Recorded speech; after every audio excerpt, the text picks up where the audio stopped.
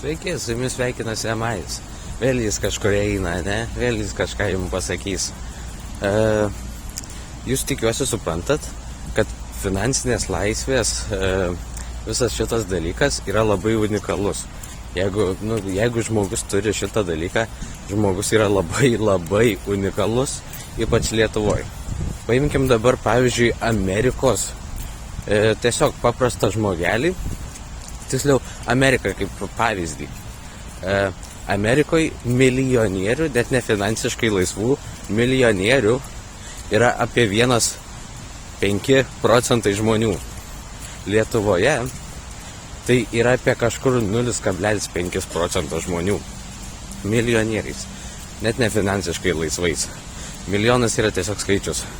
Finansiškai laisvumas yra idėja. Ir jis labai stipri. Ir vienu žodžiu, tiesiog įsivaizduokit, kaip reikėtų, kokio pavidalo turėtum būti unikalus, ką turėtum daryti išskirtinį nuo visų kitų žmonių, kad pasiekti 0,5%.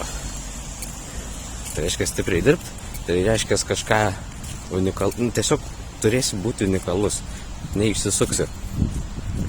Turėsi kažką duoti išskirtinio šiam pasauliui, jeigu nori pasiekti tokių tikslų.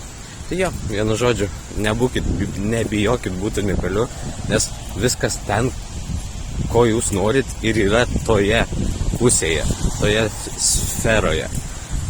Tai jo, toks biški trumpas pasikalbėjimas, varykit daryti savo darbų.